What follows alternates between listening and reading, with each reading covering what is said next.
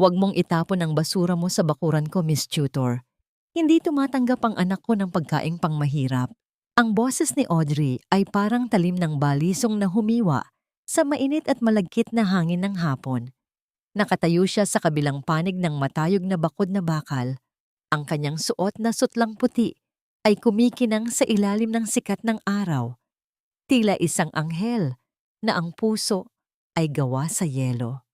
Ang amoy ng kanyang mamahaling pabango, isang halimuyak ng mga rosas na galing sa ibang bansa, ay nanunuot sa ilong ni Gladys.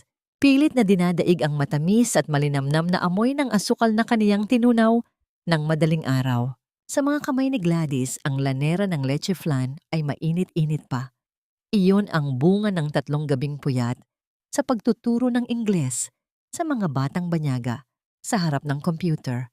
Bawat sentimong kinita niya ay tinipon niya para lang mabili ang pinakamahal na itlog at gatas sa palengke. Gusto niyang bigyan si Clared ng kahit kaunting tamis sa ika-7 kaarawan nito. Isang munting ligaya na hindi nakukuha ng bata sa loob ng malamig na mansyong yon. Ma'am, birthday po kasi ni Clared ngayon. Malumanay ang boses ni Gladys. Pilit itinatago ang panginginig ng kanyang mga daliri. Paborito niya po ito. Noong huling beses na nag-usap kami sa bakod, nabanggit niyang miss na niya ang luto ng mami niya. Nagbago ang anyo ng mukha ni Audrey. Ang kanyang mga mata, na kanina'y puno ng panghahamak, ay nag-apoy sa galit. Are you trying to lecture me? Pinapalabas mo bang hindi ko pinapakain ng maayos ang bata? Look at you. Your skin smells like garlic and cheap detergent, and you have the audacity na pakialaman ang diet ng anak ni Enrico? Lumingon si Audrey sa maliit na batang lalaki na nakatayo sa likuran niya. Si Clared, na may mga matang tila laging humihingi ng tawad sa mundong hindi naman niya kasalanan, ay nakatingin sa llanera na hawak ni Gladys. Kitang-kita ang paglunok ng bata, ang pagnanais na malasahan ang tamis na alay ng kanyang ate Gladys. Clared, come here! Utos ni Audrey. Ang boses niya ay naging malambing sa paraang nakakakilabot. Sabi ko sa'yo, don't talk to strangers, especially those who look desperate. You don't know what's inside that cheap tin can. Baka may dumi yan. Pero mama, birthday gift po ni Ate Gladys. Hindi natapos ni Clared ang kanyang pangungusap. Sa isang mabilis na galaw, hinablot ni Audrey ang lanera mula sa kamay ni Gladys sa pagitan ng mga rehas ng bakod. Sa isang saglit, umasa si Gladys na baka tatanggapin din ito ng babae. Ngunit ang pag-asang yon ay agad na nalunod sa putik. Binitiwan ni Audrey ang lanera. Ang gintong arnibal ay dahan-dahang humiwalay sa malambot na custard. Bumagsak ito sa semento at tumalsik ang mga piraso sa tuyong lupa. Ang pagkaing pinaghirapan ni Gladys ng ilang gabi ay naging isang maduming tumpok na lamang sa paanan ni Audrey. Oops, my hand slipped. Nakangising sabi ni Audrey. Pagkatapos, dahan-dahan niyang itinapak ang kanyang suot na stiletto. Sa gitna ng leche flan, dinudurog ang bawat hibla ng tamis nito hanggang sa humalo ito sa alikabok. See, trash belongs to the ground. Just like you, Miss Tutor. Huwag mong gagamitin ang awa card mo sa pamilyang ito. We don't need your charity. Naramdaman ni Gladys ang isang uri ng lamig na gumagapang mula sa kanyang talampakan hanggang sa kanyang dibdib. Hindi ito ang lamig ng hangin, kundi ang lamig ng matinding hiya. Ang kanyang dignidad ay tila kasamang nayurakan ng sapatos ni Audrey. Tiningnan niya ang kanyang mga kamay. May bahid pa ng uling mula sa kalan, magaspang, at ngayon ay walang laman. Ganito na lang ba ang halaga ng kanyang pagmamahal? Isang basura na pwedeng apakan dahil lang wala siyang pera. Tumingin siya kay Clared. Ang bata ay nakayuko. Ang maliliit na kamao ay nakakuyom sa kanyang gilid. May isang butil ng luha na pumatak mula sa mga mata ng bata patungo sa sementong kinalalagyan ng nadurog na regalo. Sa sandaling iyon, ang sakit na nararamdaman ni Gladys para sa sarili ay napalitan ng isang nagbabagang galit para sa bata. Is there a problem here? Ang baritono at malamig na boses ni Enrico ay umalingaw-ngaw mula sa malaking pinto ng mansyon. Naglalakad siya palapit. Ang kanyang mamahaling suit ay walang gusot. Ang kanyang mukha ay tila isang estatwa ng tagumpay na walang puwang para sa emosyon. Agad na nagbago ang ekspresyon ni Audrey. Ang malupit na ngisi ay napalitan ng isang nag-aalalang mukha. Mabilis niyang niyakap si Clared at tumingin kay Enrico na tila siya ang biktima. "Hon, mabuti at dumating ka. This girl," ang kulit niya. "I told her na hindi tayo tumatanggap ng kung ano-ano. But she tried to force this spoiled food to Clared. Look, natapon patuloy dahil nagpumilit siya. Natatakot ako para sa bata. Baka kung ano ang balak niya." Tumingin si Enrico kay Gladys. Ang kanyang mga mata ay walang kahit anong pagkilala sa babaeng gabi-gabing nagtuturo sa kanyang anak mula sa kabila ng bakod. Para sa kanya, si Gladys ay bahagi lamang ng tanawin ng kahirapan sa labas ng kanyang marangyang mundo. "Umalis ka na," sabi ni Enrico. Ang boses ay walang galit, ngunit puno ng sukdulang kawalan ng pakialam. "Huwag mo nang uulitin ito. Kung kailangan mo ng pera, humingi ka sa gobyerno. Huwag mong gamitin ang anak ko." Tumalikod ang mag-asawa, hatak ang batang si Clared na lumingon sa huling pagkakataon. Ang titig ng bata ay hindi humihingi ng pagkain, kundi humihingi ng kaligtasan. Naiwan si Gladys na nakahawak sa malamig na rehas. Ang init ng hapon ay tila naging yelo sa kanyang balat. Ang bawat salita ni Enrico ay mas masakit pa kaysa sa pagyurak ni Audrey sa kanyang gawa. Doon, sa gitna ng katahimikan ng kalsada, habang ang amoy ng nadurog na leche flan ay humahalo sa amoy ng imbornal, isang pangako ang nabuo sa puso ni Gladys. Hindi siya papayag na ang tamis ng buhay ng isang bata ay habambuhay na madudurog sa ilalim ng mga paang walang puso. Ang amoy ng langis ng niyog at Vicks na ipinapahid ni Lola Choleng sa kanyang sumasakit na tuhod ang bumati kay Gladys pagpasok niya sa kanilang maliit na bahay. Iyon ang amoy ng kanyang tahanan, amoy ng pagtitiis, ng luma ngunit malinis na banig, at ng pagmamahal na walang halong pagkukunwari. Ngunit ngayong gabi, ang amoy na yon ay tila nasasakal ng alaala ng pabango ni Audrey na nanunuot pa rin sa kanyang sistema. "Apo, bakit tila dinala mo ang lahat ng bigat ng mundo sa iyong mga balikat?" tanong ni Lola Choleng habang dahan-dahang itinitiklop ang kanyang barot saya. Hindi agad nakasagot si Gladys. Inilapag niya ang kanyang luma, ngunit maingat na inaalaga ang laptop sa ibabaw ng hapagkainan na gawa sa pinagtagni-tagning kahoy. "Wala po ito, La. Pagod lang po sa dami ng estudyante." Ngunit ang katotohanan ay tila isang malaking bara sa kanyang lalamunan. Gusto niyang isumbong ang pait ng nangyari sa bakod, ang pagyurak sa kanyang dangal, at ang mukha ni Clared na tila isang ibon na nakakulong sa ginintuong hawla. Ngunit alam niyang mag-aalala lang ang matanda. Si Lola Choleng ay may iniindang sakit sa puso, at ang balitang inapi ang kaniyang kaisa-isang apo ay maaaring maging sanhi ng paninikip ng dibdib nito. Kinabukasan, habang naghahanda si Gladys para sa kaniyang online class, isang marangyang sasakyan ang huminto sa tapat ng kanilang maliit na gate. Ang tunog ng pagsara ng pinto ng kotse ay tila isang malakas na sampal sa katahimikan ng kanilang eskinita. Pumasok si Audrey sa kanilang bakuran nang hindi man lang kumatok. Ang kanyang matulis na sapatos ay tila diring-diri na tumatapak sa lupang hindi semento. Hawak niya ang isang panyo na may borda, pilit na itinatapal sa kanyang ilong habang tinitingnan ang paligid. "So this is where you live," sabi ni Audrey. Ang boses ay puno ng sarcasm. "Actually, I'm here because I don't want any drama. My husband Enrico is too busy to deal with people like you, so ako na ang gumagawa ng dirty work." Tumayo si Lola Choleng mula sa kanyang upuan.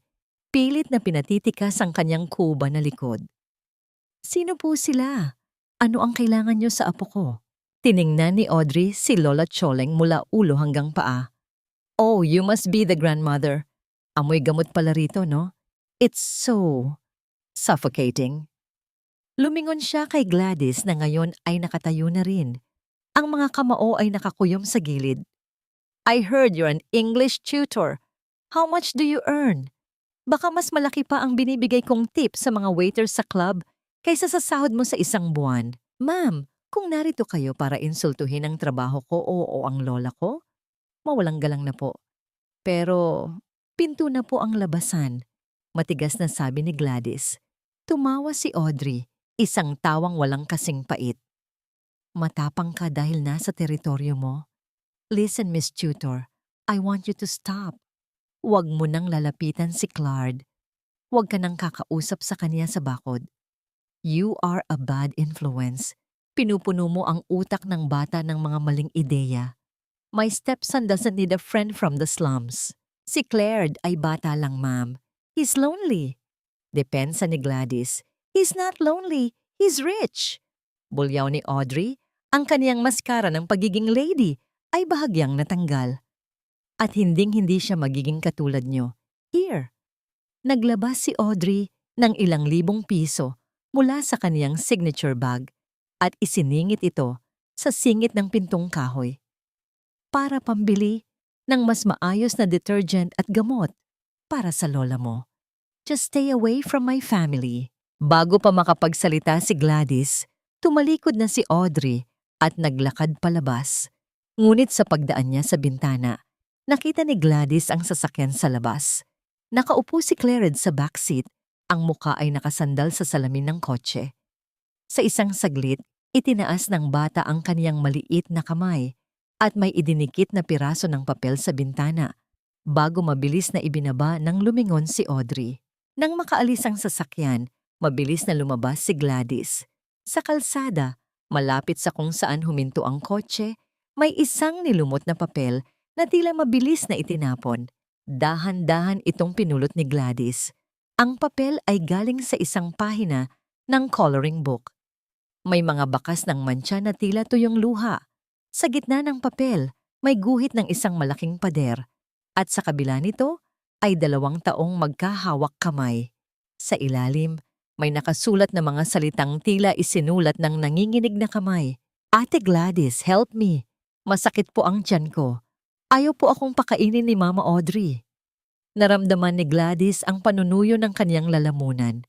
Hindi lang pala emosyonal na pang-aapi ang nararanasan ng bata. Ang hiya na naramdaman niya kahapon ay napalitan ng isang rurok ng galit na hindi niya akalaing kaya niyang maramdaman. Tiningnan niya ang kaniyang braso. Tila nararamdaman niya ang hapdi ng bawat pasang posibleng itinatago ng bata sa ilalim ng kaniyang mamahaling damit. Apo, anong nakasulat? Tanong ni Lola Choleng na nasa likuran na pala niya. Hinarap ni Gladys ang kaniyang lola. Ang kaniyang mga mata ay hindi na puno ng luha, kundi ng isang matalim na determinasyon. Isang hiling po ng saklolo, La.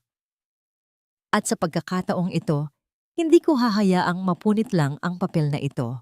Ang gabi ay tila isang mabigat na telon na dahan-dahang bumabagsak sa kalsadang naghihiwalay sa 2 magkaibang mundo. Sa panig ni Gladys, ang tanging liwanag ay mula sa isang aandap-andap na bumbilya sa poste, habang sa kabilang panig, ang mansyon ni Enrico ay nagniningning sa mga chandelier na tila mga bituing ninakaw mula sa langit. Ang malamig na simoy ng hangin ay nagdadala ng amoy ng bagong tabas na damo mula sa hardin ng mga mayayaman, isang halimuyak na banyaga sa ilong ng mga taong sanay sa amoy ng usok at alikabok. Hawak pa rin ni Gladys ang lukot na papel mula kay Clared. Ang bawat salita roon ay tila mga kuko na kumakamot sa kaniyang budhi. Hindi siya makakain. Kahit ang inihandang sinangag ni Lola Choleng ay tila naging buhangin sa kaniyang bibig. Nang marinig niya ang ugong ng makina ng sasakyan ni Enrico, hindi na nagatubili si Gladys. Mabilis siyang lumabas, dala ang munting piraso ng katotohanan. Sir Enrico, tawag niya habang humahangos patungo sa malaking gate. Huminto ang itim na SUV. Bumaba ang salamin at lumitaw ang mukha ni Enrico. Pagod, seryoso, at puno ng awtoridad. Ngunit bago pa man makalapit ng tuluyan si Gladys, Bumukas ang pintuan ng mansyon.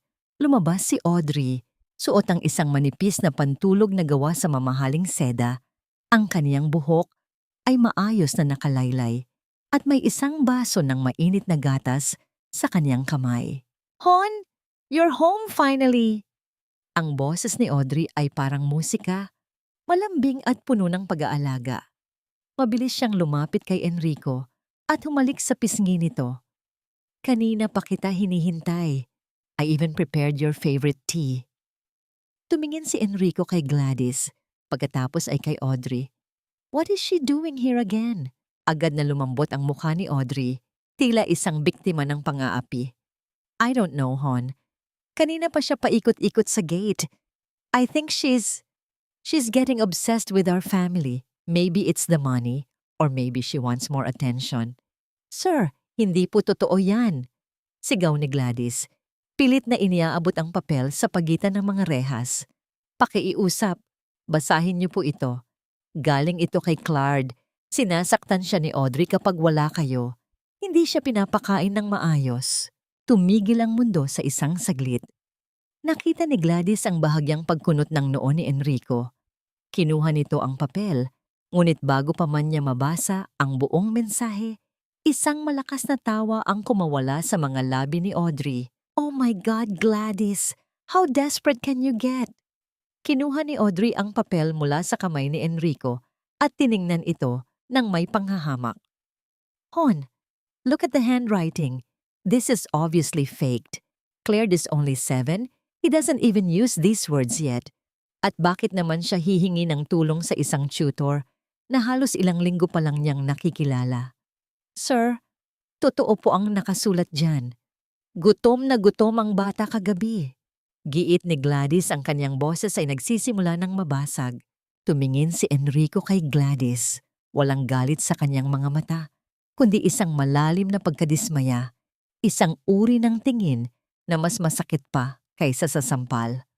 "Miss Gladys, I respected you because you're a teacher. But this is harassment. My son is well provided for.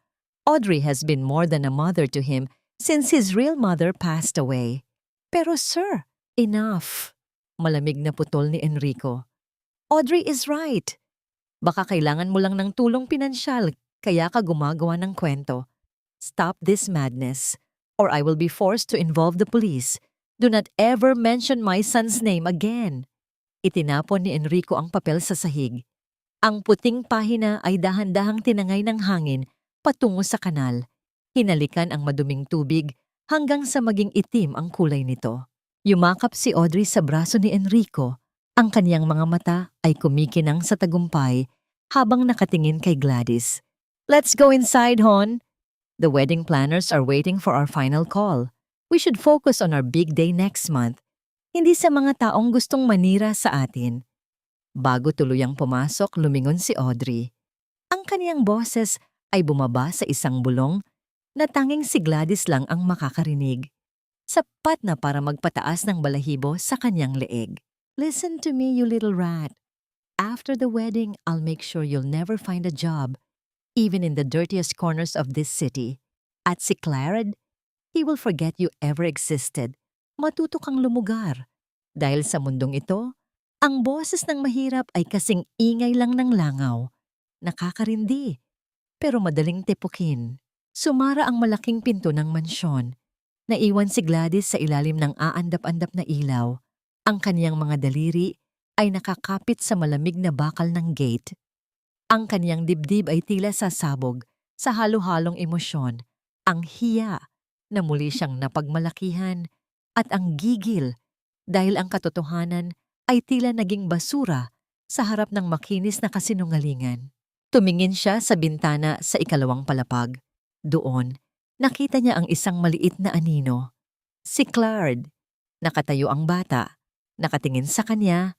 Ang kanyang maliit na kamay ay nakadikit sa salamin. Sa bawat segundong lumilipas, alam ni Gladys na hindi na lang ito tungkol sa pagtuturo. Ito ay isang digmaan. At ang kaniyang tanging armas ay ang kaniyang paninindigan laban sa isang pader na gawa sa ginto at panlilinlang. Ang katahimikan ng madaling araw ay binasag hindi ng tunog, kundi ng isang mabigat na pagyanig sa sahig ng kanilang maliit na dampa. Nang madaling araw na yon, ang malamig na semento ay naging saksi sa pagbagsak ni Lola Choleng. Walang kasing sakit ang makita ang kaisa-isang haligi ng iyong buhay na nakahandusay. Ang kanyang mga labi ay nangingitim at ang kanyang paghinga ay tila isang tuyot na sapa na pilit humahabol sa agos. Sa loob ng pampublikong ospital, ang amoy ng luma at matapang na disinfectant ay humahalo sa amoy ng pawis at desperasyon ng mga taong naghihintay ng himala. Nakaupo si Gladys sa isang plastik na upuan. Ang kaniyang mga kamay ay magkayakap sa sarili habang pilit na pinipigilan ang panginginig. Ang puting dingding ng ospital ay tila unti-unting lumiliit. Kinukulong siya sa isang katotohanang hindi niya kayang takasan. Kailangan ng malaking halaga para sa operasyon ng kanyang lola. Miss Gladys, may nagbayad na po ng initial bills niyo. Ang boses ng nurse ay tila isang boses mula sa kabilang mundo. Nanlaki ang mga mata ni Gladys. Sino? Wala silang kamag-anak. Wala silang pera. Paglingon niya sa dulo ng pasilyo, nakita niya ang isang pamilyar na bulto. Hindi ito si Enrico. Ito ay si Audrey. Nakatayo siya roon. Suot ang isang itim na dress na tila pupunta sa isang lamay. Ang kanyang mukha ay balot ng isang pekeng pag-aalala na mas nakakapanindig balahibo kaysa sa kaniyang galit. Don't look at me like I'm a ghost, Gladys. Sabi ni Audrey habang dahan-dahang lumalapit. Ang tunog ng kaniyang takong sa malinis na sahig ay tila isang orasan na nagbibilang ng nalalabing oras ng kalayaan ni Gladys. I heard what happened. My heart bled for your grandmother. After all, I'm not a monster. Inilapag ni Audrey ang isang pirasong papel sa kandungan ni Gladys, isang resibo. Ang salitang paid ay nakatatak sa pulang tinta, tila isang sariwang sugat. Bakit? Tanong ni Gladys. Ang kanyang boses ay halos pabulong. Bakit niyo ito ginagawa pagkatapos ng lahat ng sinabi niyo? Ngumiti si Audrey, isang ngangiting hindi umabot sa kanyang mga mata. Dahil gusto kong malaman mo kung gaano kasarap ang mabuhay ng may utang na loob sa'kin. That receipt is not just a paper, Gladys. It's a chain. Binili ko ang buhay ng lola mo, kaya ngayon, pag-aari ko na ang pananahimik mo. Hinawakan ni Audrey ang baba ni Gladys, pinilit itong itingala. You will stop talking about Clarid. You will stop looking at our house. At kapag tinanong ka ni Enrico, sasabihin mong nagkamali ka lang. Nadala lang yon ng pagod. Do we have a deal? O gusto mong bawiin ko ang payment at hayaan ang lola mong mamatay sa hallway na ito? Naramdaman ni Gladys ang lasa ng dugo sa kaniyang bibig. Nakagat niya ang kaniyang sariling dila sa tindi ng hiya at galit. Ang utang na loob ay ang pinakamabigat na pasanin para sa isang Pilipino at alam ni Audrey kung paano ito gamitin bilang lason para iligtas ang kaniyang lola. Kailangan niyang talikuran ang batang nagmamakaawa sa kanya sa kabila ng bakod. Good girl! Bulong ni Audrey nang makita ang panunuyo ng mga mata ni Gladys.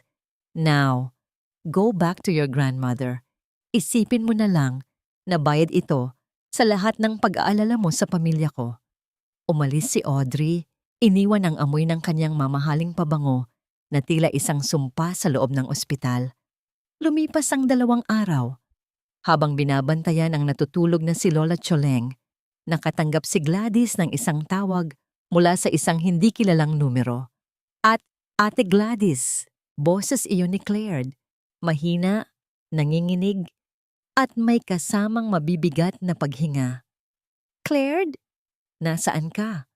Bakit ka tumatawag? Kaba na ang bumabalot sa dibdib ni Gladys. Nasa loob po ako ng cabinet sa bodega. I'm scared, ate. Dark po dito. Mama Audrey said I need to learn my lesson because I tried to run to your house again. Ate, I'm hungry. Please, bago pa makasagot si Gladys, narinig niya ang isang malakas na kalabog mula sa kabilang linya. na sinundan ng isang matalim at pamilyar na boses ng babae. "Who are you talking to, you little brat? Give me that phone!" Toot, toot, toot. Napatingin si Gladys sa kaniyang lola na mahimbing na natutulog dahil sa mga gamot na binayaran ni Audrey.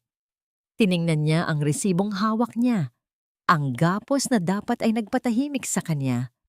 Ngunit sa bawat segundo ng katahimikan, tila naririnig niya ang tibok ng puso ni Clared na humihingi ng saklolo mula sa madilim na silid. Tumayo si Gladys. Hindi na mahalaga ang utang na loob. Hindi na mahalaga ang pera. Ang isang buhay ay binili.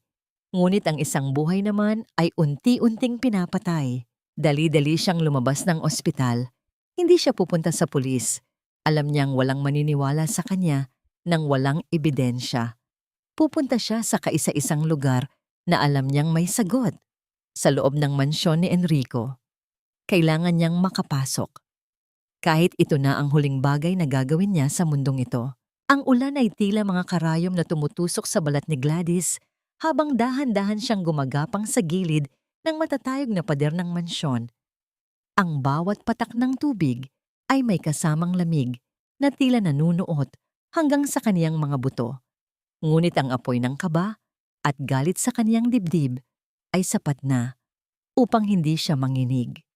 Ang putik ay kumakapit sa kaniyang mga luma at butas-butas na tsinelas, tila pilit siyang hinahatak pababa, pabalik sa mundong sinabi ni Audrey na kaniyang kinalalagyan. Alam ni Gladys ang isang sikreto. Noong mga nakaraang linggo, habang nagtuturo siya sa kabilang bakod, napansin niyang ang maliit na bintana ng bodega sa likod ng kusina ay may sirang lock. Isang pagkakataon, isang panganib. Gamit ang lahat ng kaniyang lakas, inakyat ni Gladys ang isang lumang bariles at maingat na ipinuwesto ang sarili. Ang tunog ng pag-itang ng bakal ay kaniyang pinigilan sa pamamagitan ng kaniyang sariling katawan. Sa isang iglap, siya ay nasa loob na. Ang hangin sa loob ng bodega ay amoy alikabok, luma at kinalawang na bakal. Malayo ito sa amoy ng rosas at mamahaling pabango na bumabalot sa sala ng mansyon. Dito, sa likod ng mga nakatumpok na kahon ng mga kagamitang hindi na ginagamit, nararamdaman ni Gladys ang tunay na kaluluwa ng bahay na ito. Isang lugar na puno ng mga itinagong dumi at sakit. "Clared?" bulong ni Gladys. Ang kanyang boses ay tila isang anino sa gitna ng kadiliman. Isang mahinang kaluskos ang kanyang narinig mula sa isang malaking cabinet na gawa sa nara. Dahan-dahan niya itong nilapitan. Ang kanyang mga daliri ay humawak sa malamig na kahoy. Sa pagbukas niya ng pinto, ang kanyang puso ay tila tumigil sa pagtibok. Doon, sa gitna ng mga lumang kumot at sapot ng gagamba, nakatampalasan ang maliit na bata. Si Clared. Ang kanyang mukha ay maputla. Ang kanyang mga mata ay namumula sa labis na pag-iyak na wala ng kasamang tunog. Ngunit ang mas masakit makita ay ang kanyang maliit na braso. May mga bakas ng pulang marka na tila mula sa isang sinturon at sa kanyang pisngi ay may isang pasang kulay ube na tila isang mapait na selyo ng kalupitan ni Audrey. "Eight, Gladys." Ang tinig ng bata ay halos hindi marinig. "You're real? Hindi po ba ako nananaginip?" Hindi nakapagsalita si Gladys. Naramdaman niya ang isang matinding hiya. Hindi para sa sarili, kundi para sa sangkatauhan. Paano nagagawang saktan ng isang tao ang isang nilalang na wala namang ibang ginawa kundi ang humiling ng pagmamahal? Inabot niya ang bata at niyakap ito ng mahigpit. Ang katawan ni Clared ay mainit sa lagnat at ang kaniyang maliit na tiyan ay tumutunog sa gutom. Mabilis na kinuha ni Gladys ang baon niyang tinapay na bahagyang nabasa ng ulan. "Kain ka muna, baby. Nandito na si ate. Hindi kita iiwan." "Ate, don't let Mama Audrey find you." Nanginginig na sabi ni Clared habang pilit na kinakain ng tinapay. "She said she will hurt you too if I talk to you." Sabi niya, ikaw daw ang dahilan kung bakit siya nagagalit sa akin. Ang gaslighting ni Audrey ay tila isang lason na itinanim sa isip ng bata. Ang pilitin itong maniwala na ang sarili nitong kaligtasan ay nakasalalay sa paglayo sa tanging taong nagmamalasakit sa kanya.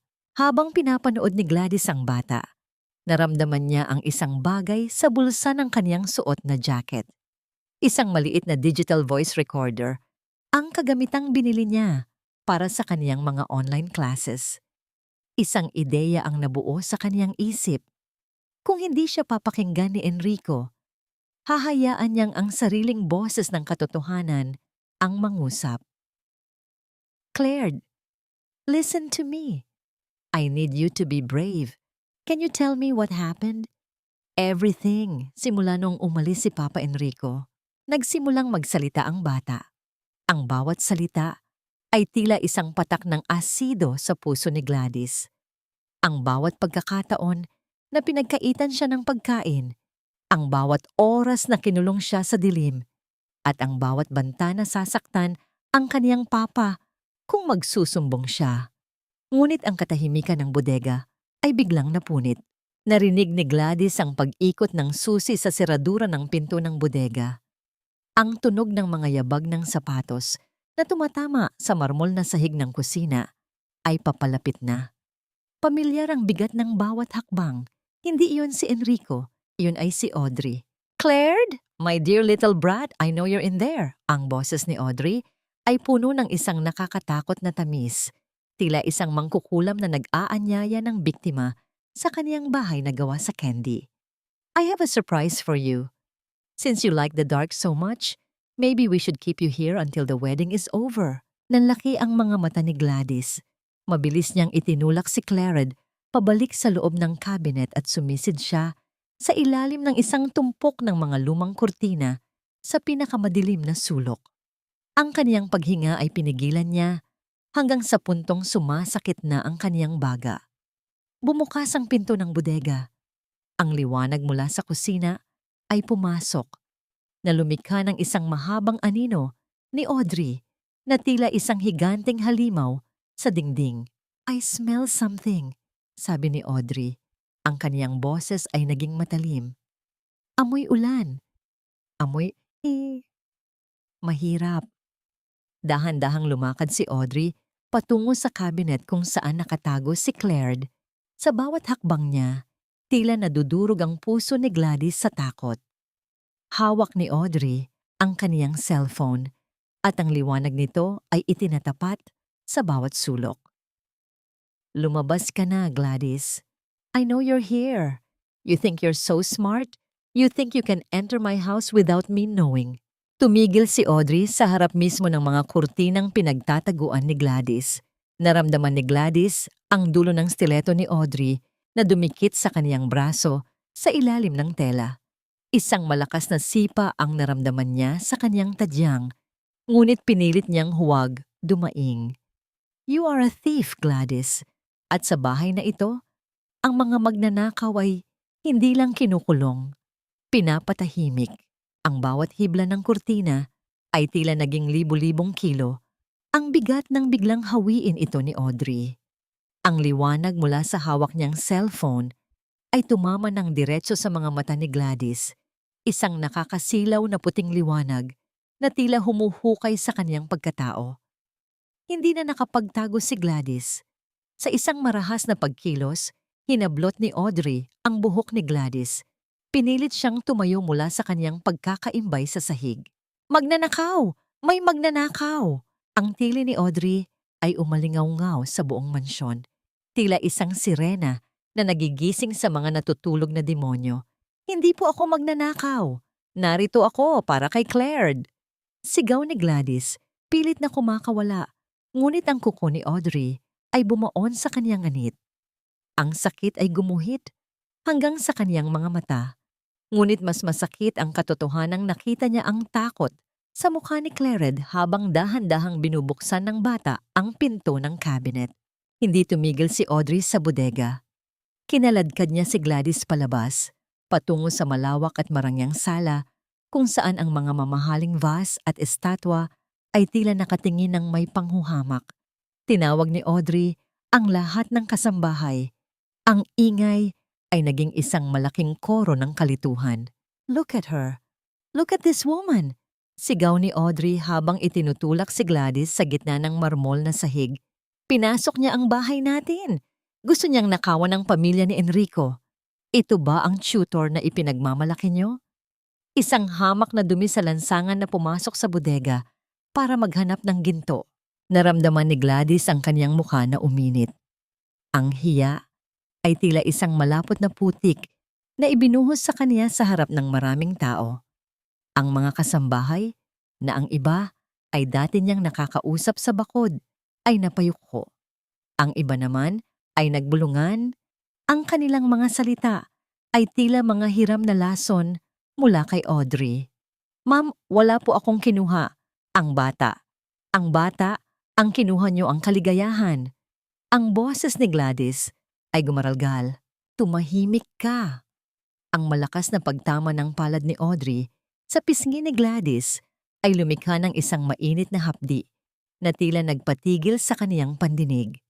Hindi ito ang unang pagkakataon na nakaranas siya ng hirap, pero ito ang unang pagkakataon na naramdaman niyang ang kaniyang dangal ay tinapak-tapakan ng ganito kababa. Sa gitna ng kaguluhan, bumukas ang malaking pinto sa harap. Si Enrico. Nakatayo siya roon, suot ang kanyang coat na basa rin ng ulan.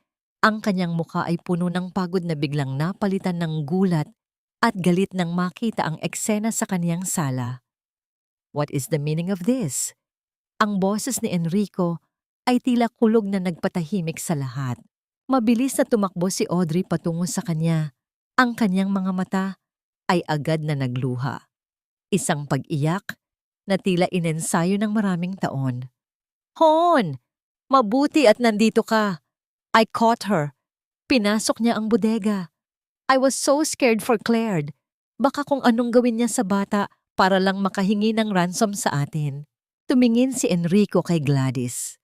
Ang kanyang mga mata ay nanliit sa pagkasuklam. Nakita niya ang basa at maduming suot ni Gladys, ang kanyang gulugulong buhok at ang kanyang posisyon, nakaluhod sa sahig, tila isang kriminal na nahuli sa akto. I gave you a warning, Miss Gladys, sabi ni Enrico. Ang bawat salita ay puno ng yelo. I thought you were just desperate. I didn't know you were a criminal. Sir, pakinggan niyo po ako. Ang anak niyo. Pilit na tumayo si Gladys, ngunit ang kanyang tuhod ay nanghihina. Nasa bodega si Clared. Doon siya ikinulong ni Audrey. May mga pasa siya, sir. Gutom na gutom ang bata. Liar! Sigaw ni Audrey. Hon, don't listen to her. Clared is sleeping soundly in his room. I checked on him minutes ago. Ginagamit niya lang ang bata para makatakas sa ginawa niya. Bring Clared here. Utos ni Enrico sa isang kasambahay. Lumipas ang ilang minuto na tila mga taon para kay Gladys. Nang bumaba ang kasambahay, dala-dala niya si Clared. Ngunit ang bata ay hindi na ang batang nakita ni Gladys sa bodega. Nakasuot na siya ng malinis na pajama, ang kanyang mukha ay nahugasan na, at si Audrey ay mabilis na lumapit at binuhat ang bata. Itinatago ang mga pasa sa ilalim ng makapal na tela ng kaniyang pajama. Si Hon, he's fine. He's just sleepy, sabi ni Audrey habang hinahaplos ang ulo ng bata sa paraang nagbabanta. Tumingin si Clared kay Gladys. Ang kanyang mga mata ay puno ng takot. Tumingin siya sa kanyang papa, pagkatapos ay kay Audrey. Clared, tell Papa, did this woman try to hurt you? Tanong ni Audrey. Ang kanyang boses ay malambing, ngunit ang kanyang mga daliri ay mariing nakabaon sa braso ng bata. Yumuko si Clared. I don't know po. Ang mundo ni Gladys ay tila gumuho. Ang hiya na kaniyang naramdaman ay napalitan ng isang rurok ng pait. Alam niyang tinakot ni Audrey ang bata. Alam niyang sa pagkakataong ito, siya ang talunan. Get out, sabi ni Enrico. Huwag na kitang makikita rito. I will not file a case for now because of your grandmother. But consider this your final chance. If I see your face near my property again, I will make sure you rot in jail. Kinaladkad si Gladys ng mga gwardiya palabas ng gate. Itinapon siya sa kalsada. Sa gitna ng malakas na ulan, ang gate ay sumara nang may tunog ng pinalidad. Naiwan si Gladys na nakadapa sa putik. Ang lamig ng gabi ay hindi maikukumpara sa lamig na nararamdaman niya sa kanyang puso. Ngunit sa loob ng kanyang basang jacket, naramdaman niya ang isang maliit at matigas na bagay. Ang voice recorder. Hindi niya ito nagamit kanina dahil sa gulat. Ngunit alam niyang nandoon ang boses ni Clared. Nandoon ang ebidensya ng pagtatapat ng bata sa loob ng bodega. Pinunasan ni Gladys ang putik sa kaniyang mukha. Ang kanyang hiya ay unti-unting natutuyo at sa lugar nito ay tumitubo ang isang uri ng galit na hindi na kayang patayin ng kahit anong ulan. Ang bawat hakbang ni Gladys pabalik sa ospital ay tila isang paglalakad sa ibabaw ng mga bubog. Ang kaniyang mga binti ay nanginginig, hindi lamang dahil sa lamig ng basang suot, kundi dahil sa bigat ng kaniyang mga natuklasan. Ang amoy ng putik at hanging ulan ay unti-unting napapalitan ng pamilyar na amoy ng gamot at kalawang sa loob ng ward ng ospital. Sa ilalim ng malamlam na ilaw ng pasilyo, naupo siya sa sahig. Isinandig ang kanyang pagod na ulo sa malamig na pader at inilabas ang maliit na recorder mula sa kanyang bulsa. Sa gitna ng katahimikan, pinindot niya ang play. Ang boses ni Clared ay kasing nipis ng sinulid, puno ng takot at pagnanais na may yumakap sa kanya. "Ate, I'm hungry. Please, ayaw po akong pakainin ni Mama Audrey."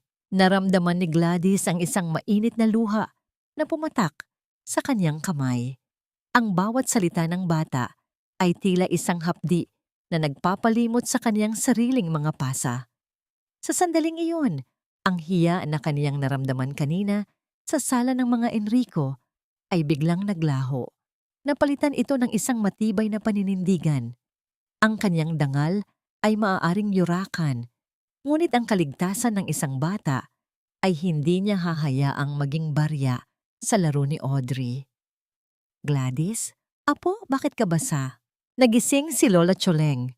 Ang kanyang boses ay mahina, ngunit ang pag-aalala sa kanyang mga mata ay tila isang mainit na kumot para kay Gladys.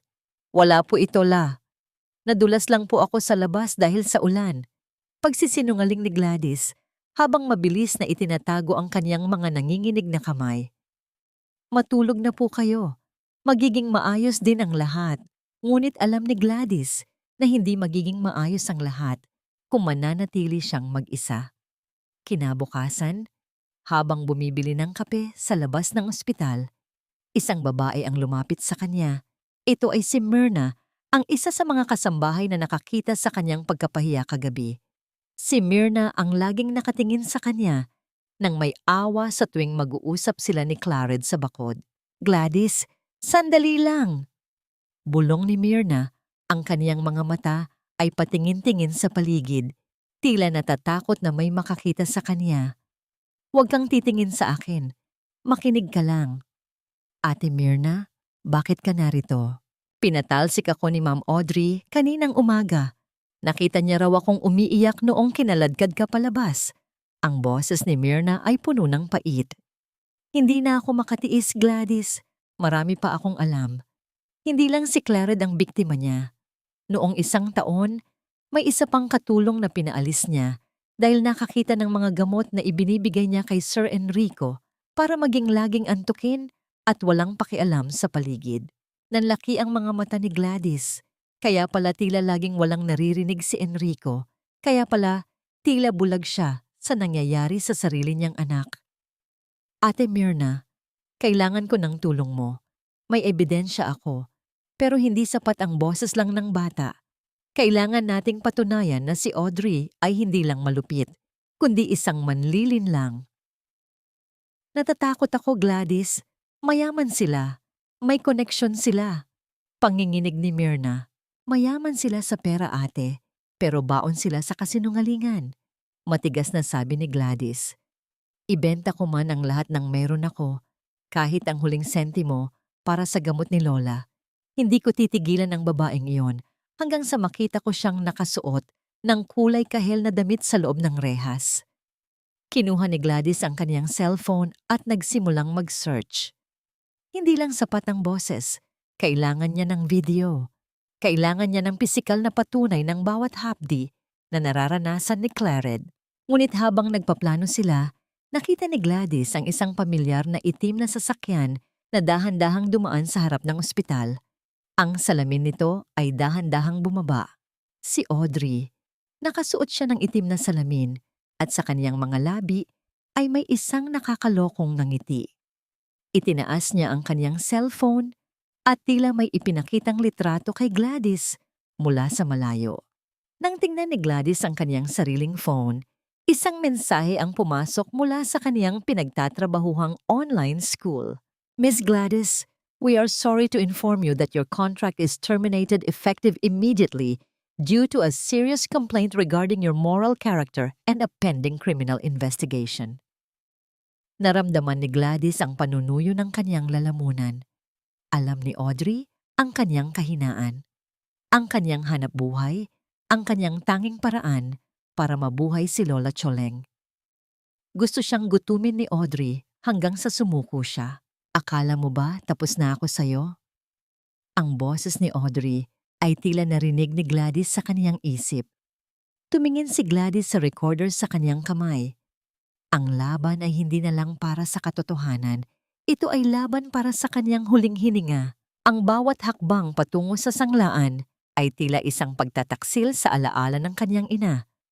Hawak ni Gladys ang isang manipis na gintong kadena na may maliit na krus, ang tanging naiwang yaman sa kanya bago ito pumanaw.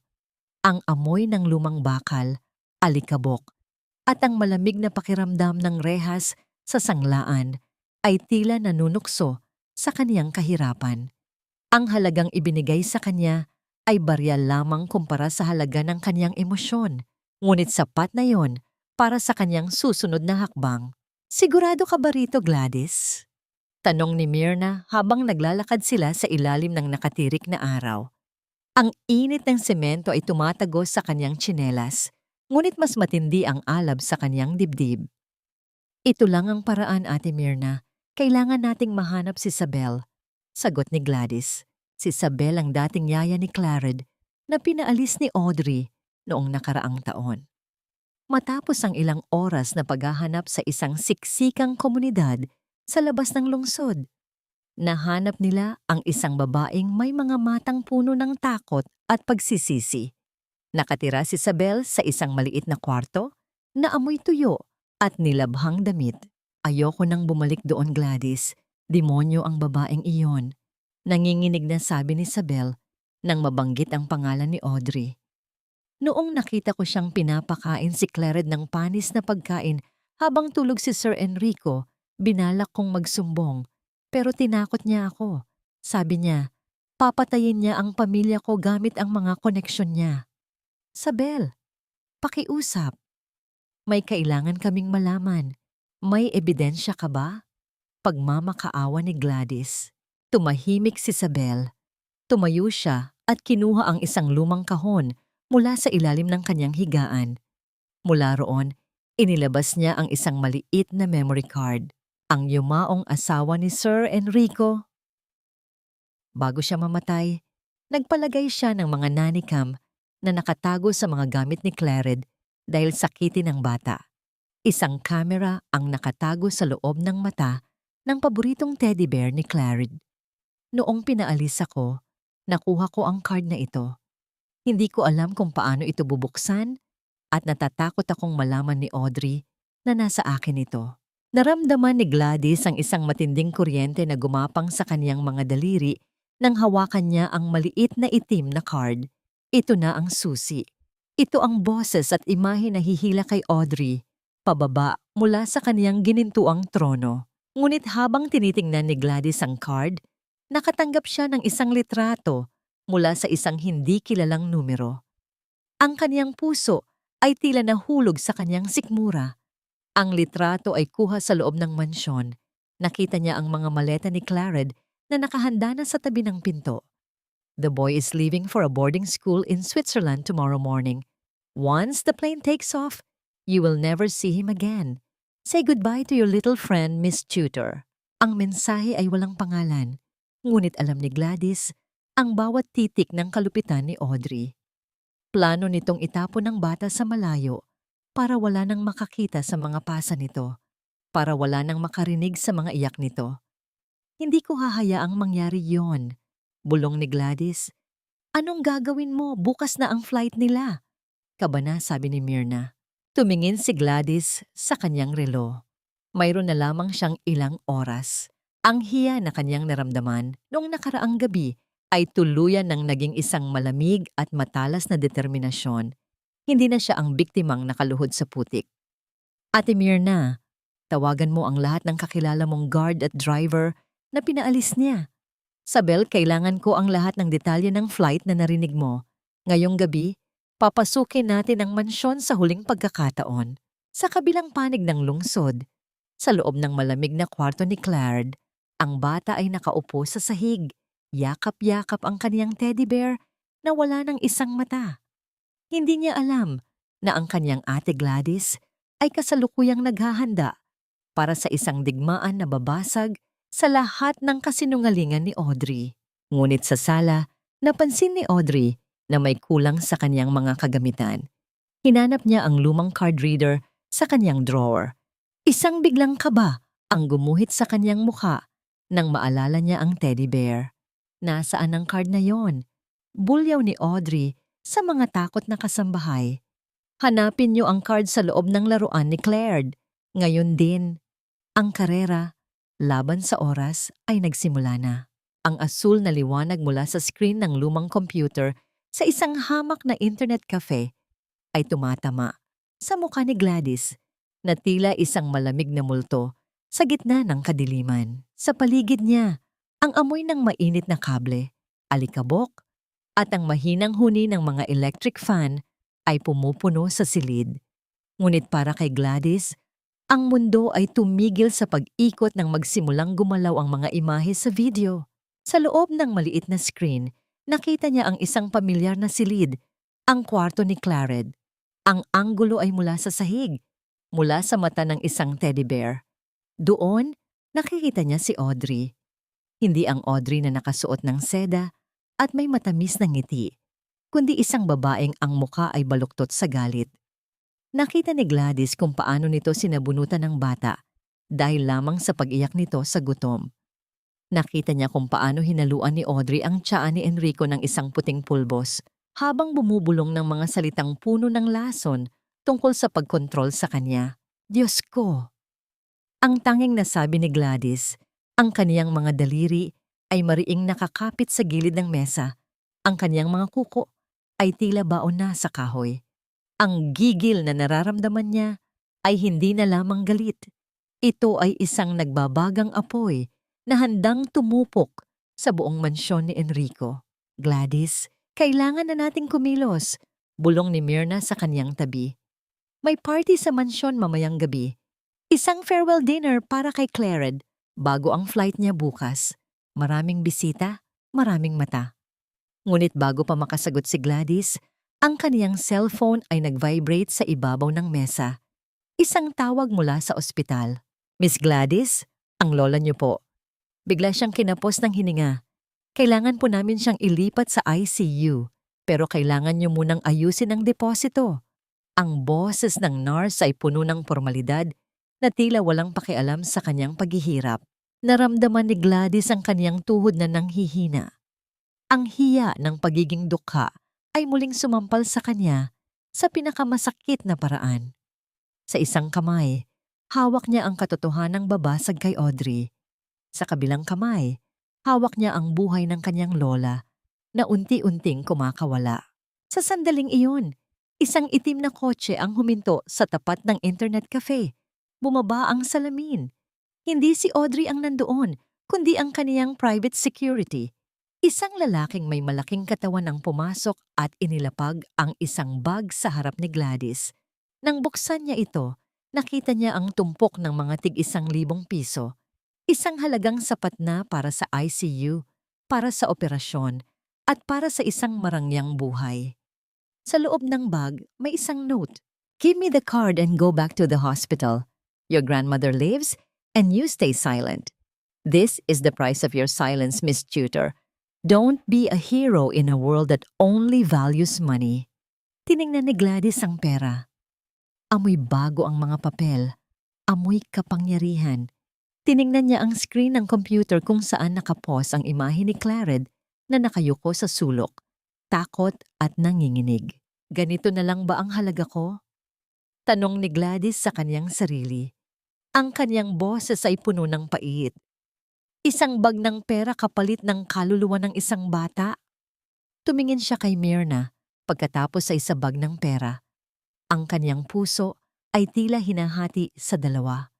Ang pagmamahal sa kanyang lola laban sa kanyang paninindigan para sa katotohanan. Naramdaman niya ang malamig na pawis na gumagapang sa kanyang likod. Ate Myrna, dalhin mo ang perang ito sa ospital, sabi ni Gladys. Ang kaniyang boses ay naging malamig at matigas. Ano? Ibibigay mo na ang card? Gulat na tanong ni Myrna. Kinuha ni Gladys ang memory card mula sa computer at mahigpit itong hinawakan. Ang kaniyang mga mata ay nag-aapoy. Gagamitin natin ang pera niya para iligtas si Lola. Pero ang card, ito ang magiging ticket niya patungo sa impyerno. Akala niya ay nabili niya ang katahimikan ko. Ngunit ang hindi niya alam, ang isang babaeng wala nang mawawala ay ang pinakamapanganib na kalaban. Tumayo si Gladys, iniwan ang bag ng pera kay Myrna at lumakad palabas sa ilalim ng ulan. Hindi siya papunta sa ospital. Papunta siya sa kaisa-isang lugar na hindi inaasahan ni Audrey. Nalilitaw siya.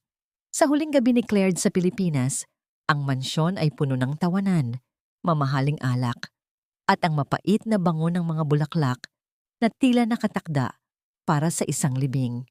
Ang mansyon ni Enrico ay nagniningning sa ilalim ng mga dambuhalang chandelier na tila mga talulot ng kristal na lumuluhan ng liwanag.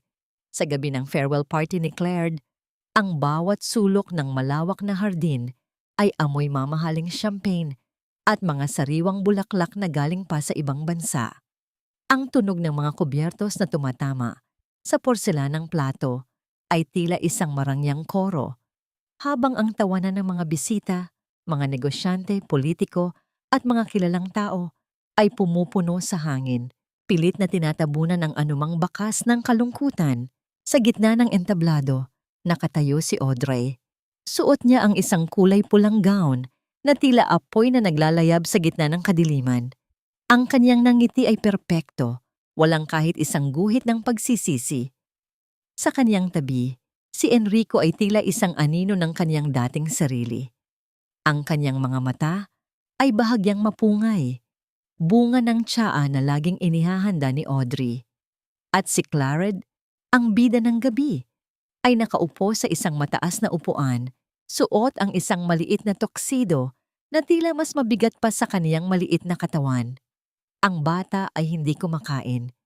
Ang kaniyang paningin ay nakapako sa kaniyang sapatos. Tila doon niya hinahanap ang nawawalang lakas ng loob. Isang huling gabi para sa aking mahal na anak. Ang boses ni Audrey ay umalingaw-ngaw sa speaker, puno ng tamis na nakakasulasok. Switzerland will be a great adventure for Claire. It hurts my heart to see him go, but as a mother, I only want the best for him.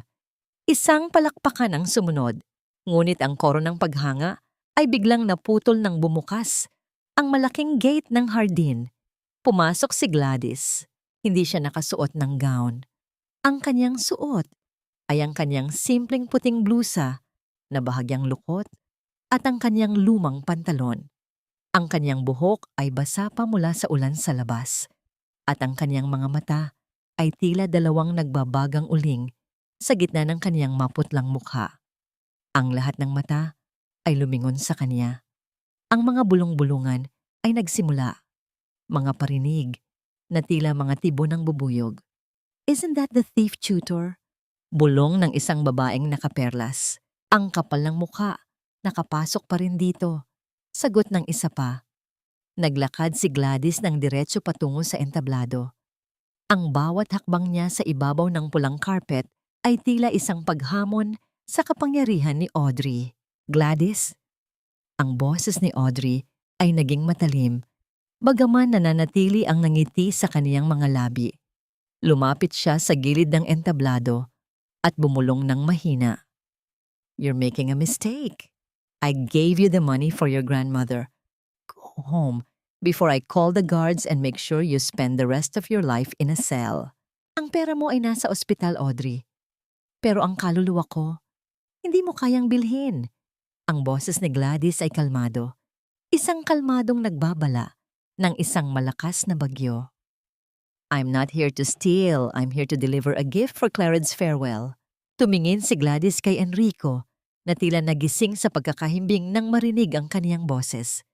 "Sir Enrico, bago niyo ilayo ang anak niyo, panoorin niyo muna ang tribute na inihanda ko.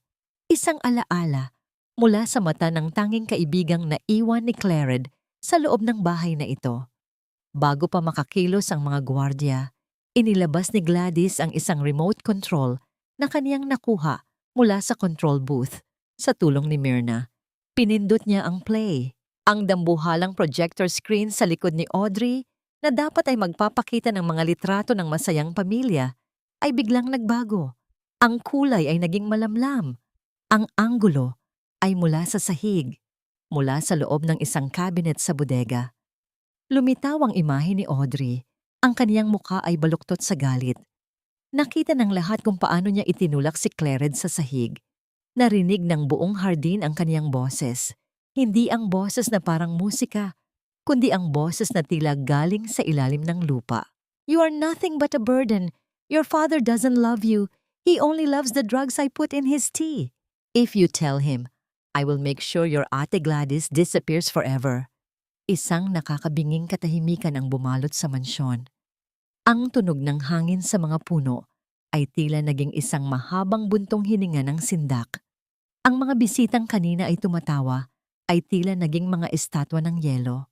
Nakita ni Enrico sa screen ang sarili niyang anak na nanginginig, nagmamakaawa para sa isang pirasong tinapay, habang si Audrey ay tinatawanan lang ito. Nakita niya ang bawat pasa, ang bawat sampal, at ang bawat ebidensya ng kaniyang sariling kapabayaan. "No, it's a deep fake. It's a lie." Ang tili ni Audrey ay pumunit sa katahimikan. Hinarap niya ang mga bisita. Ang kaniyang mga kamay ay nanginginig. "Don't believe her. She's obsessed. She wants to destroy us." Ngunit huli na. Ang video ay nagpatuloy. Ipakita ang sandali kung saan hinaluan ni Audrey ang tsaa ni Enrico ng puting pulbos. Ang katotohanan ay tila isang malakas na agos ng tubig na tumibag sa lahat ng dam na itinayo ni Audrey. Dahan-dahang tumayo si Enrico. Ang kanyang mga mata ay tila luminaw mula sa mahabang pagkakaidlip. Tiningnan niya si Audrey, hindi bilang isang asawa, kundi bilang isang halimaw na kaniyang pinapasok sa kanyang puso. "Enrico, honor, please." Ang boses ni Audrey ay nagmakaawa. Ngunit bago pa siya makalapit, isang malakas na sampal ang dumapo sa kaniyang mukha. Hindi mula kay Enrico, kundi ang sampal ng katotohanang kaniyang hinarap. Tumakbo si Clared pababa ng entablado at yumakap sa mga binti ni Gladys. Ate, please don't let her take me away." Niyakap ni Gladys ang bata. At sa pagkakataong ito, hindi na niya pinigilan ang kaniyang mga luha. "Hindi na, baby. Tapos na ang gabi. Bukas na ang araw." Ang mga gwardya na kanina ay susunod sana kay Audrey ay tumigil. Sa gate ng mansyon, pumasok ang mga pulis, kasama si Myrna at Sabel. Ang hiya na binuo ni Audrey para kay Gladys ay bumalik sa kanya nang makasampung ulit. Habang pinaposas ang kanyang mga kamay, ang mga bisitang kanina ay humahanga sa kanya ay nagsimulang kumuha ng litrato at video. Ang kanyang pagbagsak ay naging isang palabas para sa lahat. Tumingin si Audrey kay Gladys habang kinakaladkad siya palabas. Ang kanyang buhok ay gulo-gulo, ang kanyang pulang gown ay may mantsa ng champagne na natapon sa gulo. Wala na ang kanyang kapangyarihan, wala na ang kanyang ginto. "You'll regret this!" Sigaw ni Audrey. Ngunit ang kanyang boses ay tila isang kahol na lang ng asong naliligaw sa dilim. Lumapit si Enrico kay Gladys. Ang kanyang mukha ay puno ng matinding pagsisisi. Miss Gladys, I was blind. I'm so sorry. Hindi sumagot si Gladys. Tumingin lang siya sa lalaking muntik ng hayaang mamatay ang sariling anak dahil sa pagtitiwala sa maling tao. Inakay niya si Clared palayo sa entablado, palayo sa mga chandelier at palayo sa lahat ng plastik na ngiti ng mga mayayaman. Sa labas ng gate, ang ulan ay tumila na. Ang amoy ng basang lupa ay tila isang pangako ng bagong simula. Alam ni Gladys na marami pang kailangang gamutin, marami pang pilat na dapat hilumin. Ngunit sa ilalim ng liwanag ng buwan, alam niyang ang kaniyang boses. Ang boses ng isang hamak na tutor ay ang siyang nagpabagsak sa pader na gawa sa kasinungalingan. Ang malawak na mansyon ni Enrico ay tila naging isang malaking kabaong ng mga alaala. Wala na ang mga chandelier na nagniningning. Tanging ang malamlam na ilaw mula sa gilid ng hagdan ang nagbibigay ng anino sa malamig na marmol. Ang amoy ng mamahaling pabango ni Audrey ay unti-unti nang nilalamon ng amoy ng disinfectant at sariwang hangin na pumapasok mula sa mga bukas na bintana. Ang katahimikan ay hindi na nakakabingi. Ito ay tila isang malalim na paghinga matapos ang isang mahabang sigwa. Sa loob ng kwarto ni Clared, nakaupo si Gladys sa gilid ng kama. Ang bata ay mahimbing na natutulog. Ang kaniyang maliliit na kamay ay mahigpit pa ring nakahawak sa laylayan ng blusa ni Gladys. Sa bawat mahinang paghinga ng bata, nararamdaman ni Gladys ang isang uri ng kapayapaan na matagal na niyang ipinagkait sa kaniyang sarili. Ang mga pasa sa braso ni Clared ay may gamot na. At kahit may mga bakas pa ng kulay ube at asul, alam ni Gladys na ang mga sugat sa loob ng puso ng bata ang mas matagal na hihilom. Dahan-dahang bumukas ang pinto. Pumasok si Enrico. Wala na ang kaniyang suit. Suot niya ang isang simpleng t-shirt. Ang kaniyang buhok ay gulo-gulo. At ang kaniyang mga mata ay namumula sa pagod at pagsisisi. Lumapit siya, ngunit huminto siya sa gitna ng silid, tila natatakot na ang kaniyang presensya ay muling magdala ng dilim sa anak. Nakatulog na ba siya?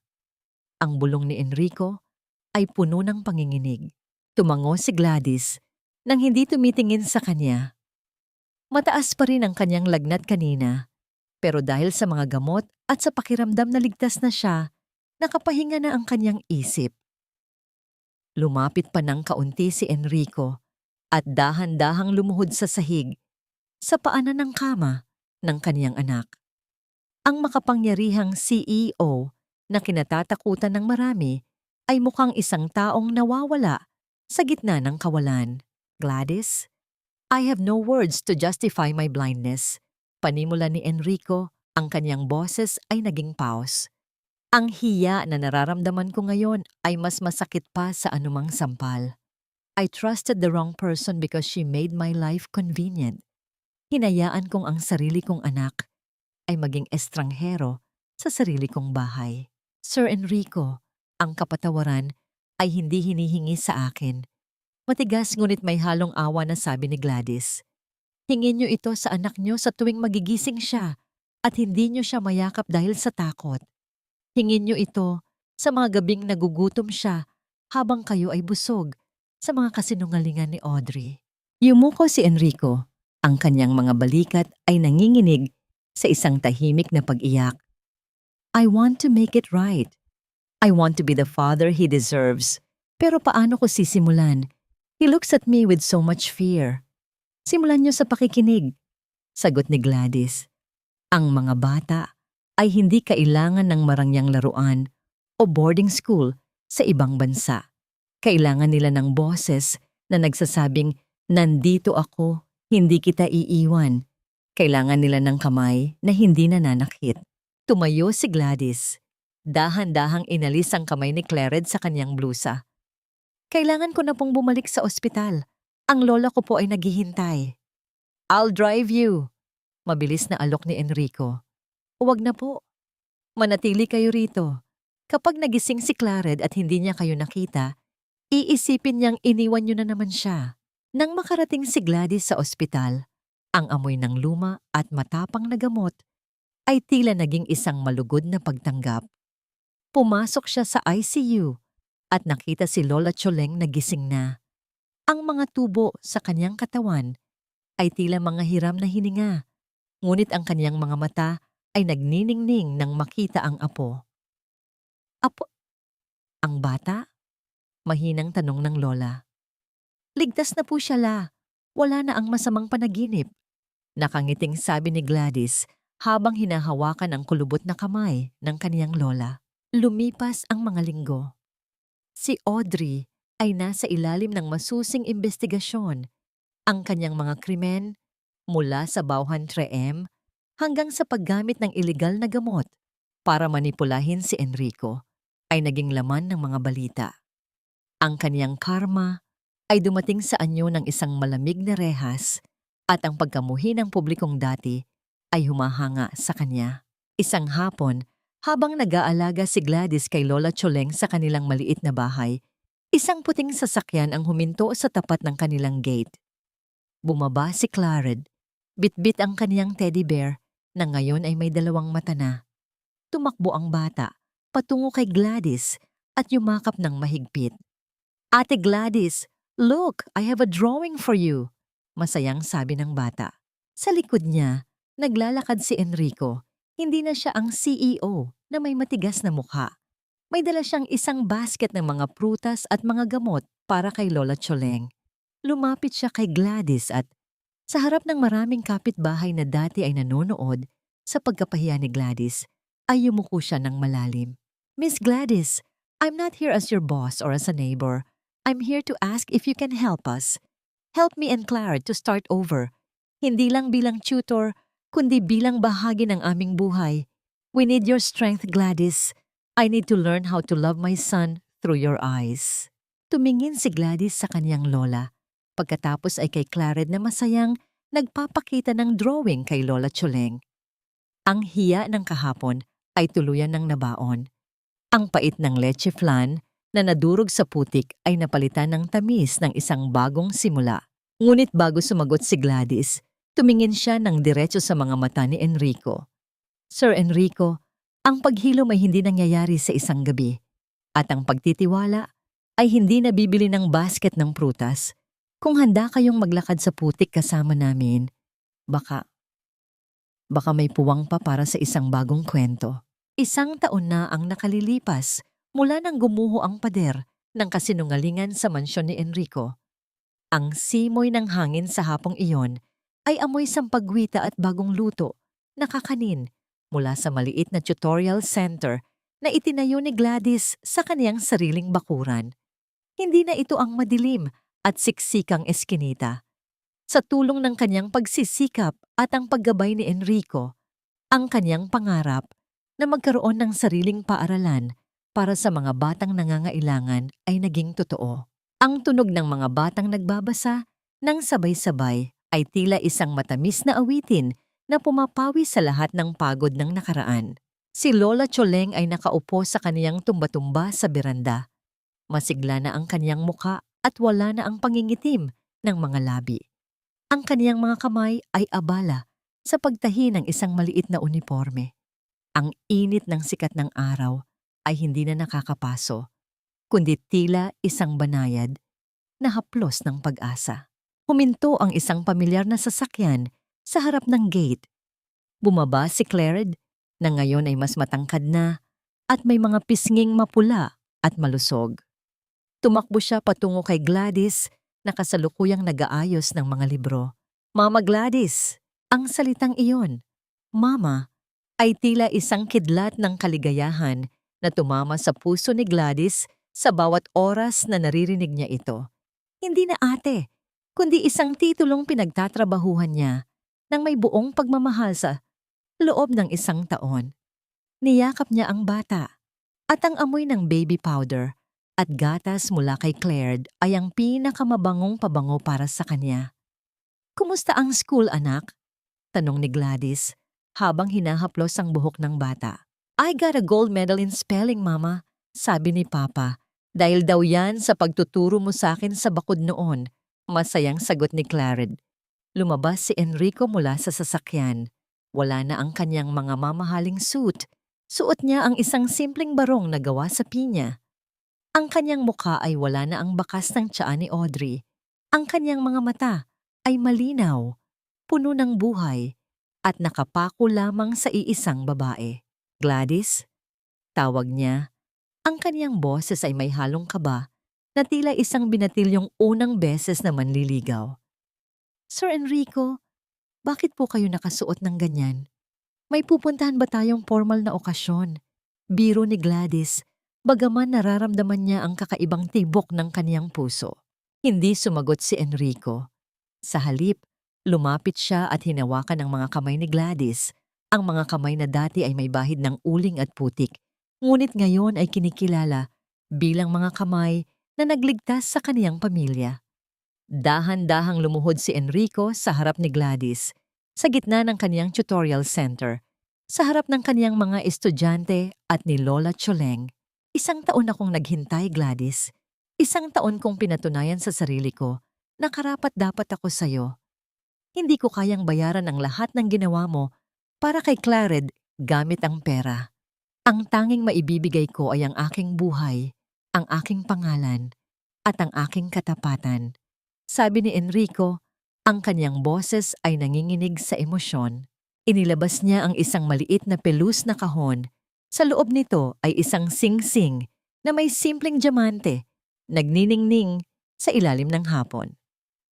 Gladys, hindi ito hiling ng isang CEO sa kaniyang tutor. Ito ay hiling ng isang lalaking nahanap ang kaniyang nawawalang kaluluwa sa iyo. Will you marry me? Will you be the real mother of Clared and the queen of the home that we will build together? Naramdaman ni Gladys ang init ng mga luha sa kaniyang mga mata. Tumingin siya kay Lola Choleng na tumatango ng may ngiti at kay Clared na naghihintay ng may pananabik. Ang lahat ng hiya at pait ng nakaraan, ang nadurog na leche flan, ang panlalait sa bodega, ang ulan sa labas ng mansyon, ay tila mga anino na lang na tuluyan ng nilamon ng liwanag. Yes, Enrico. Yes. Bulong ni Gladys. Nang isuot ni Enrico ang sing-sing, ang buong tutorial center ay napuno ng palakpakan at hiyawan ng mga bata. Niyakap silang dalawa ni Clared. Bumubuo ng isang bilog ng pagmamahal na walang pader na nakaharang, malayo sa masayang pagdiriwang sa loob ng isang malamig at amoy-amag na selda sa city jail. Nakaupo ang isang babaeng gulo-gulo ang buhok. Ang kaniyang suot na kulay kahel na uniforme ay may mga mantsa ng pawis at dumi. Wala na ang kaniyang mga alahas, wala na ang kaniyang sutlang damit. Si Audrey ay nakatingin sa isang maliit na bintanang may rehas. Sa labas, nakikita niya ang malayang paglipad ng mga ibon. Narinig niya ang balita mula sa kaniyang abogado tungkol sa kasal ni na Enrico at Gladys. Ang kaniyang karma ay hindi lang ang pagkakulong. Ito ay ang katotohanang ang batang kaniyang minaltrato ay tinatawag na ngayong mama ang babaeng kaniyang minaliit. Ang tanging naririnig ni Audrey sa gabi ay ang kaniyang sariling boses na nagmumura sa hangin, ngunit wala nang nakikinig. Ang kaniyang kagandahan ay unti-unti nang nilalamon ng stress at pagsisisi na huli na ang lahat. Siya ay naging isang buhay na alaala ng isang babala, na ang anumang itatayo sa ibabaw ng kasinungalingan ay guguho sa sandaling humihip ang hangin ng katotohanan. Habang sa kabilang panig ng bayan, sa ilalim ng parehong buwan, isang pamilya ang natutulog ng mahimbing. Ang gate ng kanilang puso ay nananatiling bukas dahil wala na silang kailangang itago. Ang pangako sa kabila ng bakod ay hindi lang natupad. Ito ay naging isang buhay na patotoo na ang pag-ibig at katotohanan ang laging magtatagumpay.